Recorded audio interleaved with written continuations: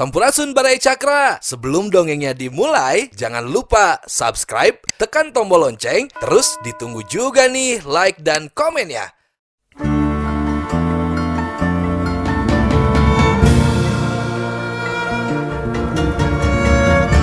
Baraya Cakra, parantos waktosna 80,5 FM Radio Cakra, midangkeun dongeng Sunda Dora-Dori.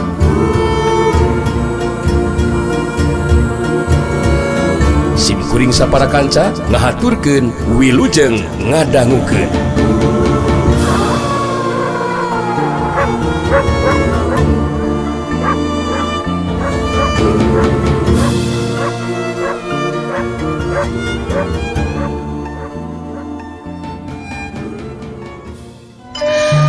Ki Baragas ngonea hudang.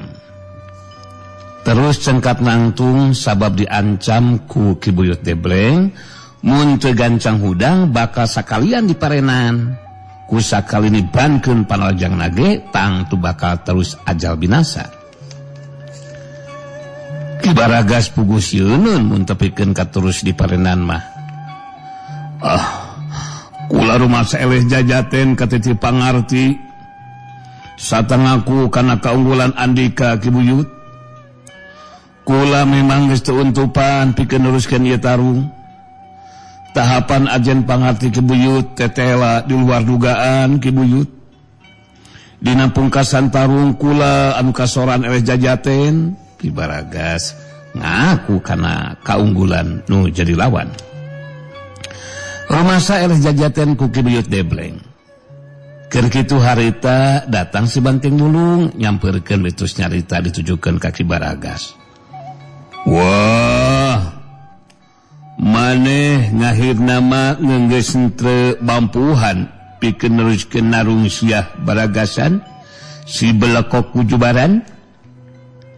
Muduna mah maneh teh ngatri Baragasan sang laku pupuhu maguron ngalah ka hayangan hadiah sayembaraan ngalangu Pak. Nita sayembaraan teh dingayakeun ku situan Wileman bangsa asingan nganu nganghaja ngayakeun sayembaraan nganu tunjuanna teh nyangeta adu dombakeun bangsa pribumian mudu teprikeun ka dinya mamikiran maneh teh atuh Baragasan ngongkoh mumuhu maguron napina kolopok jeung belegugan pingkirkeun heula atuh pingkirkeun heula. Ki Buyut Debleng ngabenerkeun kana caitana si Banteng Bulung. Harita Ki Buyut Debleng terus nyarita deui ditujukeun ka Ki Baragas.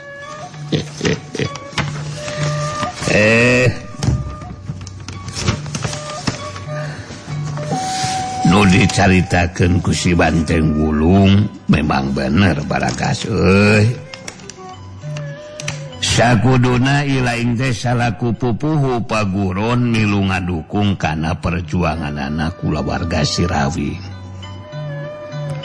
Anu tacan mangkuk sababaraha lila ieu kampung kahuripan geus digempur ku pihak musuh. Tapi bisa digagalkeun ku barisan Darmayuda nu aya di lembur. Oh bisi lain hayangnya we teu saeutik pupuhu paguron anu ngagabungkeun diri ka barisan Darmayuda Baragas euy. Si Nepo ge ngagabung ti katapang ayeuna jeung Darmayuda. Milu berjuang pikeun ngalawanan kana pangaruh jeung kakawasanna si Tuan Willem. Bangsa ngasing anu boga karep hayang bisa ngawasa daerah Tatar Sunda. Kitu manukanan teh Baragas euy. Sedengkeun Rasanti harita anu geus bisa ngijir anu jelawan nyandangan tatu di jero. Harita terus Rasanti ngahudangkeun Muntari si Pedang Kasturi.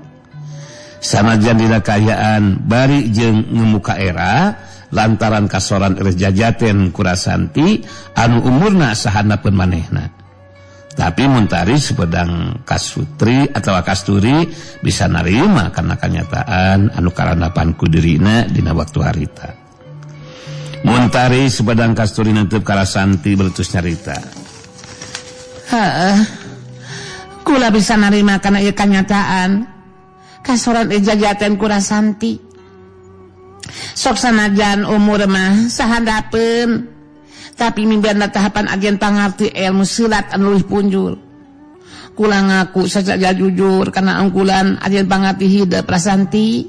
Rasanti malas tetepan Muntari si pedang Kasturi betus nyarita. Abdi ge tong harap selesna mah dugikeun kekedah aya anu nyandangan ka nyeri dina mangsana ijen jajaten. Nu dilakukeun ku deuri abdi teh sanes mangrupi upaya we pikeun ngabela diri. Saterusna geus kitu mah Ki Baragas jeung Muntari si pedang Kasturi kitu di Jarukawang si Peso Rajang harita ku Saraswati diajakan asup ka jero pasanggrahan Darmayuda. Diajakan ngobrol diberi pangertian ngeunaan sepak terjangna kula warga Sirawing anu ngadegeun barisan Darmayuda pikeun merangan pangaruh jeung kakawasaan Tuan Willem. Saraswati anu harita cumarita. Dina ieu kasempatan ka Ki Baragas pon kitu di ka Muntari katut Jarukawang. Baris dijelaskeun ngeunaan ka sang tukang atawa nu jadi marga lantaran pangna ngadegeun barisan Darmayuda. Lantaran tumalijeng ayeuna tindakan dilakukeun ku Tuan Willem, bangsa asing anu ngalakukeun tindakan demi keur kapentingan pihakna, jadi kieu ari jujutanna mah ye dijelaskeun ku Saraswati ngeunaan tindakan Tuan Willem nu dibantu ku Nyai Kintamani nyata mangaruhan sarta ngamangpaatkeun bangsa pribumi dijadikeun anggota barisan Willem Kintamani Digjaya. Tujuanana sangkan setiap lemburan jeung daerah nu aya di Tetar Sunda aya dina pangaruh jeung kakawasaanana. Teu matak aneh mun warga-warga di setiap lembur anu pupuh lemburna anu tunduk patuh karena parentahna Tuan Willem jeung Nyai Kintamani jadi beki tambah susah jeung sangsara kahirupanana. Sabab setiap warga kudu nurut kana katang Tuan ti pupuh lemburna anu setiap bulan kudu sewa upeti ka Paguron Lintang Jagat nu dipimpin ku Tuan Willem jeung Nyai Kintamani. Sanggeusna rasa cukup mereka teranganana Saraswati mungkas buaran caritanana. Dah jadi kitu pentingna kagaing pikir kahudang kasadaran bangsa pribumi teh. Jadi anu diperjuangkan ku barisan Darmayuda tayalian mangrupa upaya pikeun ngungkulan pangaruh jeung kakawasana Tuan Willem. Rasanti milu nyambungan kana caitaan Saraswati anu jadi indungna. Sakumaha anu nembe didugikeun ku Pun Piang, mudah-mudahan we tiasa ngahudang kana kasadaran salira Ki Baragas sareng Muntari kitu deui Kang Jarukawang. Upaya nu dilakukeun ku barisan Darmayuda sanes keur kapentingan abdi sakulawarga, tapi pikeun kapentingan rahayat anu aya di satiap lemburan. Sandika harita milu mairan kana caitaan. Abdi gaduh kayakinan Ki Baragas sareng anu sanesna bakal kagungan sikap sareng pamadegan anu sami. Pentingna urang tepung rempuk jukung babarengan ngungkulan kana pangaruh oge kakawasanana Tuan Willem katut Nyai Kintamani janten ayeuna mah nyangakeun we ka Ki Baragas sareng anu sanesna ngeunaan sikap sareng pamadegan saira ti luar. Sanggeusna dibere pengertian ku Saraswati jeung Rasanti katut sandika harita Ki Baragas jeung anu sejenna jadi kahudang kasadaranana anu saterusna nganyatakeun diri pikeun milu ngabantu kana perjuangan ngagabungkeun diri ka barisan Dharma Yuda. Ki Baragas anu harita leuwih ti heula nyarita. Kula bisa ngarti sata narima kana katerangan ti Nyi Saraswati kitu deui anu sejenna. Anu mata kula bakal nangtukeun sikap jeung pamadegan. Pikeun milu ngabantu kana perjuangan anu mata kula bakal ngagabungkeun diri ka barisan Dharma Yuda. Sarta kula baris datang di mana engke barisan Dharma Yuda ngayakeun riungan. Muntari si Pedang Kasturi ge milu nyambungan kana caitana Ki Baragas. Sakumaha anu disaurkeun ku Ki Baragas tang tuwe Muntari si Pedang Kasturi ge boga sikap jeung pamadegan anu sarua. Saya gadiri pikeun jadi anggota barisan Dharma Yuda. Pikeun babarengan berjuang ngayonan kakuatan barisan Wilem Kinta Mandiri Jaya. Jarukawang si Peso Rajang ge harita milu bairan kana caitaan. Aku denge sarua bakal ngagabungkeun diri ka barisan Dharma Yuda. Diharapkeun kekuatan ti pihak urang teh bakal mampu ngungkulan kekuatan musuh urang sanes. Kitu kajadian anu lumangsung di kampung kahuripan dina waktu harita. Tina eta kajadian jadi nambahan kekuatan anggota barisan Dharma Yuda. Anu dina waktuna di mana aya riungan mangka Ki Baragas jeung Muntari jeung Jarukawang si Peso Rajang bakal aya datang.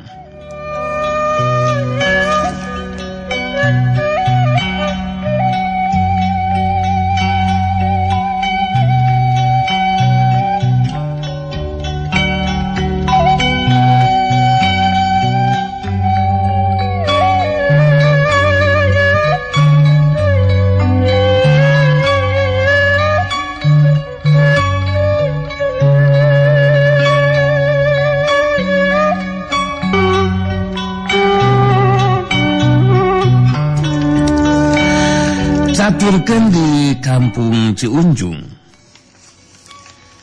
dina poe harita di jero Balai Sawala ku parentahna si Hawuk jeung Guntara marentahkeun Ki Mardana salaku pupuh eta lembur pikeun ngayakeun riungan.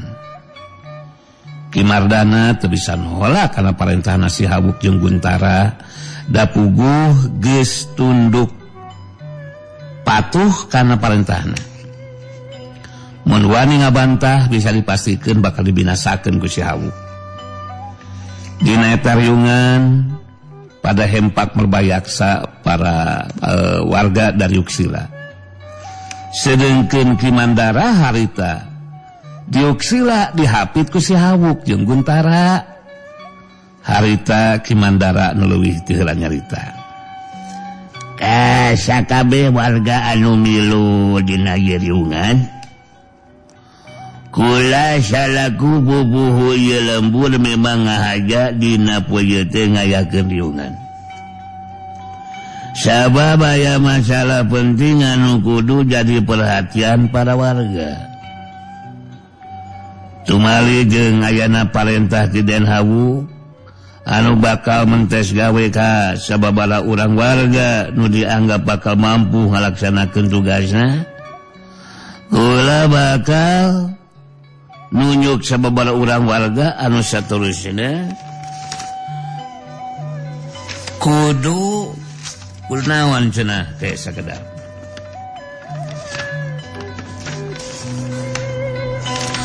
kudu narima kana tugasna.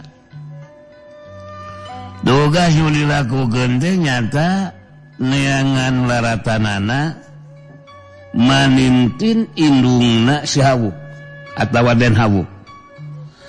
Jeung mah Rangkebong anu ngasuh ngurus ka Den Hawuk.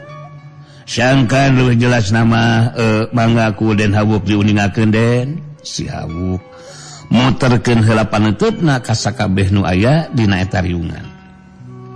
Saterusna si Hawuk nyangereng bari nyarita. Wah, kamarane sakabeh pang-pangana kasakur nu dipercaya diberi tugas ku si Mandara neangan laratari nu aing anu ngaran Manintin jeung Mbah Rangkebong kudu sing tepikeun ka hasil ulah tepikeun ka gagal. Mun aya nu teu ngalaksanakeun tugasna rasakeun bakal bisa kanyahoan ku aing akibatna geus jelas eta mangkuluk bakal dipodaran ku aing mah lila-lila ku aing disasaak bikin kamodar ancaman aing lain ancaman kosong hasok maneh ngeuleuh ngomong sasargun Buntara harita milu mairan caritaan. Ka warga mungkin dipercaya diberi tugasku Ki Mandara kudu jadi bahan perhatian sakumaha nu dicaritakeun neme ku Den Hawu. Jadi mun masih kene betah ku melembang dalam dunia ulah coba-coba pikeun ngawangkang. Salah seorang di antara diberi tugas kudu aya dina atau kudu bisa menangkan keterangan nu pasti nginaan dua jalma anu kaditiangan laratanana mun tepikeun ka gagal tangtu kudu narima kana akibatna. Tongwa kaayaan wani murang mun tacan bisa menangkan keterangan anu pasti. Kumaha Karti? nyakseni kartos tugas bakal dilaksanakeun. Nu aya dina riungan ngajawab saur manuk. Para warga anu hadir dina eta riungan sanajan dina jero hatena mah barontak. Tapi teu bisa majar kumaha sabab geus padanya mun Ki Mandara pupuh lemburna sieun pisan sarta tunduk patuh kana parentahna si Hawu. Teu matak aneh mun sakabeh warga eueuh anu wani cumarita. Sedengkeun Sadawa jeung Saduwu jago kembar Karanganyar dibere tugas ku Guntara pikeun mariksa warga Pangeus Lembur. Saha anu teu miluan kana riungan kudu didatangan sarta diancam sabab geus wani ngaprangkang ka pupuh lemburna anu kudu daratang hadir dina riungan di jero baled sawala. Geus kitu we diparengkeunana Baraya Podka, Baraya Cakra. Harita Kiranti si putri iblis Marakayang nu dititah ku marungkir anu jadi guruna pikeun yangan pangalaman harita beut nambah ka eta lemburan kampung Ciunjung. Sadawa jeung Saduwu jago kembar Karanganyar. Jadi katarik perhatianana ku Kirantis anu masih keneh rumaja kalawan boga rupa geulis campernik. Tapi kawilang aneh sabab sirahna tanukan. Waktu Kirantis nyimpang heula ka salah sahiji warung. Sadawa jeung Saduwu jadi aramakeun sabab eta warung teh sakuduna mah tutup sarta anu boga warungna kudu milu kana riungan. Sadawa jeung Saduwu dina jarak anu rada anggang marhatikeun heula Kirantis anu dibagiakeun ku si mawarung. Dibarengan ku kakaget ningali kaayaan Kirantis anu kaayana beda jeung awewe rumaja anu sejena. Sikep jeung caitaan Kirantis anu kasar ngagetkeun si mawarung. Beuteung ngimbang jeung kaayaan rupana nu geulis. Nyaritana geus henteu tumpa-tumpa sakumaha kuduna nyarita ka jalma anu saluhureun sakumaha ilahana awewe rumaja anu sabaya jeung Kirantis.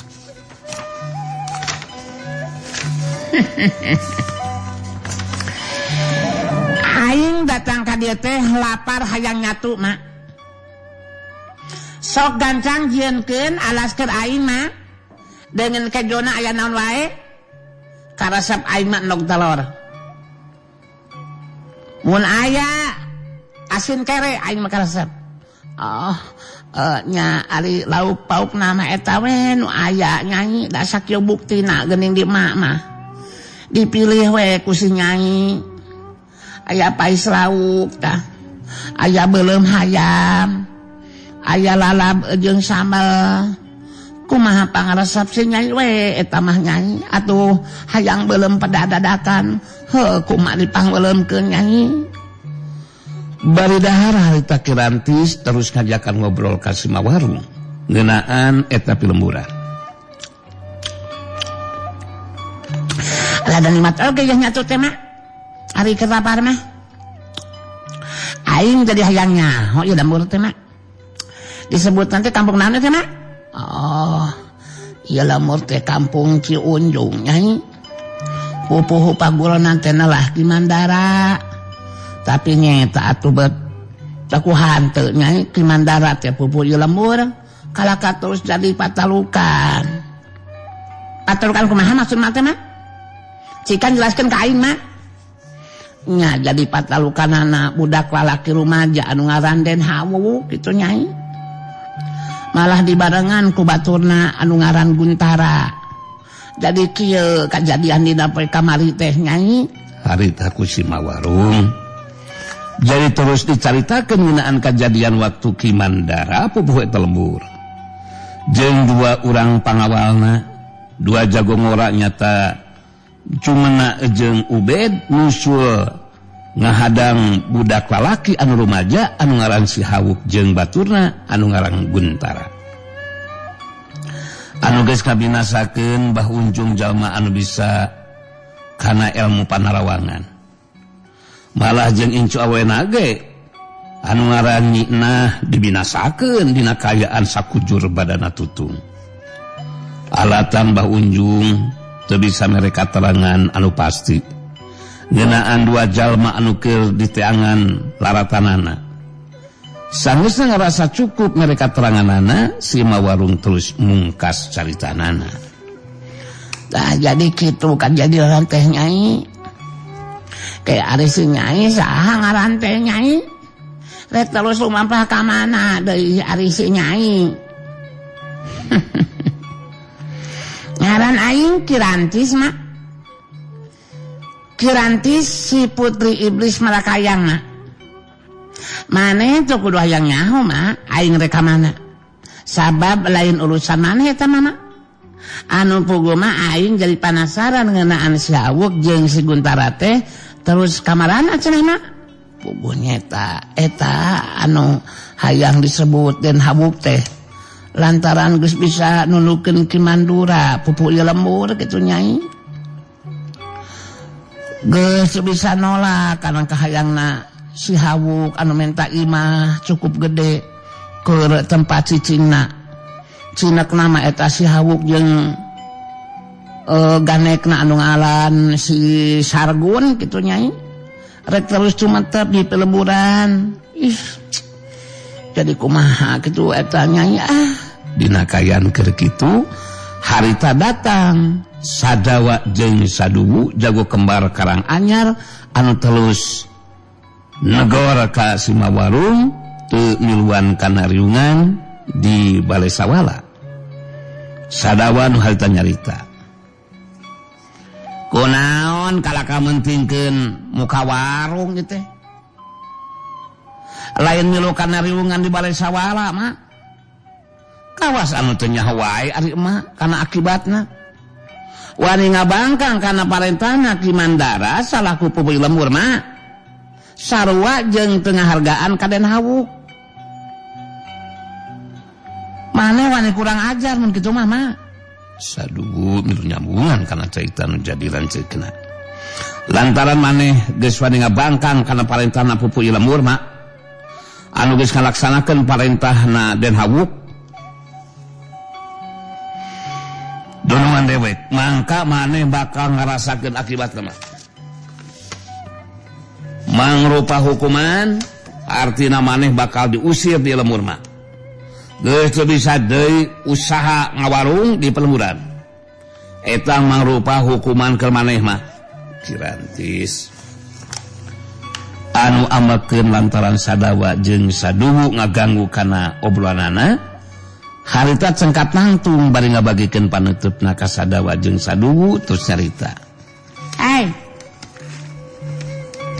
Maneh duaan bener-bener belegug jeung tolol sagoblog. Geus wani ngaganggu kana obrolan aing jeung si Mawarung. Mangka lu kawas maneh duaan saukur wani ka awewe anu geus kolot. Jelaskeun ka aing saha maneh duaan anu tadi ngakukeun junungan kanu ngaran si Habuk teh. Anu jelas tindakan maneh anu geus ngaganggu kana obrolan aing maneh duaan ku narima kan akibatna. Sadawa jeung saduwu kasinggung ku sikap jeung caitanana Kirantis. Neuteung seukeut ka Kirantis harita sadawa anu leuwih teu nyarita. Maneh masih keneh rumaja geus wari nyarita kawas kitu. Bisi maneh hayang nyaho dewek duaan teh sadawa jeung saduwu jago kembar Karanganyar. Kurang ajar sia. Minangka anak buahna Den Habuk aing duaan teh. Sabalikna maneh saha wari nyarita lancang kawas kitu sia. Saduwu milu nyambungan kana caitan diranceukna. Hasok gancang jelaskeun sa maneh. Awewe rumaja sikep jeung caitan maneh teh kawilang lancang jeung kurang ajar. Ngaran kuring Kirantis si Putri Iblis Marakayang. Mun heueuh maneh duaan anak buahna si Habuk sok sina datang ka dieu eta dulungan maneh duaan teh sadawa saduwu. Keur aing moal make kudu sieuneun kanu ngaran si Habuk. Kitu ge mun heueuh si Habuk boga pakawani jeung pangarti. Boyakeun ku maneh duaan aing hayang panggil jeung si Habuk kitu. Sadawa jeung saduwu jago kembar Karanganyar nangtukeun sikepna pikeun ngalakukeun tindakan ka Kirantis anu dianggap geus lancang jeung kurang ajar. Sadawa anu leuwih teu nyarita. Kirantis, maneh bener-bener kurang ajar sia. Geus teu ngahargaan kadudungan dewek Den Habuk. Make jeung nitah kudu datang ka desa karupa sia. Dewek duaan salaku anak buahna geus sakuduna ngalakukeun tindakan ka jalma anu wani ngahina kalungan dewek. Kurang ajar sia. Saduwu ge harita milu nyarita ditujukeun ka Kirantis. Maneh masih kena rumaja. Tapi sikap jeung caitan maneh kawilang lancang jeung kurang ajar Kirantis. Mun maneh teu buru-buru menta di hampura, mangka maneh bakal narima kana akibatna Kirantis. Hasok cabut deui caitan maneh teh Kirantis. Cabut. Si Kirantis Putri Iblis Marakayang eueuh teu dituna kudu nyabut deui caritanana. Sarta menta dihampura mangkalu kawas maneh duaan anu ngakukeun jago kembar ti Karanganyar keur aing mah eueuh nanaonan. Mangkalu kawas maneh duaan tarung jeung aing sia. Maju babarengan sakurang ajar mun heueuh gableg kawane jeung pangarti mah. Keur aing moal make kudu hese ngarubuh keneh duaan sasadawa saduwu. Kirantis dina sikapna alus sombong nangtang sadawa jeung saduwu maju babarengan tarung hayunan dirina.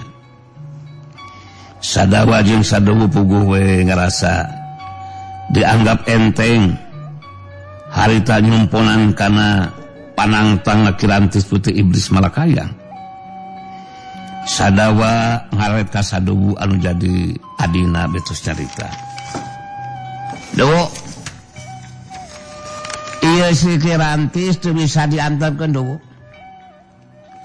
Manehna wani nangtang tarung ka urang duaan.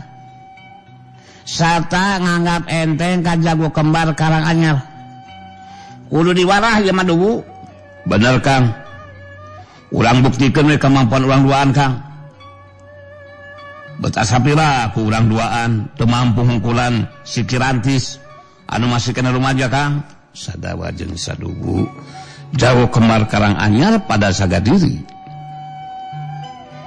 teu bakal ngagunakeun pakarang bedogna. sabab boga anggapan kangaranan maju babarengan tanpa pakarangge tangtu bakal mampu ngungkulan nu jadi lawan. Sadawa leuwih ti heula maju narajang bari ngagero. Maneh bener-bener sombong jeung kurang ajar Syah Kirantis. Tada siapa lajang aing.